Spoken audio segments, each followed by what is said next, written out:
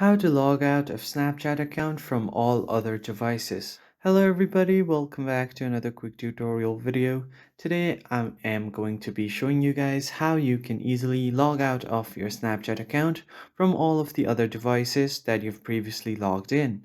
But before we get started, make sure to head down below to give this video a like and subscribe to our channel. On that note, let's jump right in. First of all, I'm just going to open up my Snapchat, and from here all you have to do is head over to your profile section, and at the top right corner you'll see the gear icon, which will open up your menu. Now, once your menu section is open, you just have to head over to the two-factor authentication and set up a two-factor authentication if you haven't already. I have used an authentication app in order for me to set up the two-factor authentication, but if you have to set up your 2FA, you can also use text verification by adding a phone number.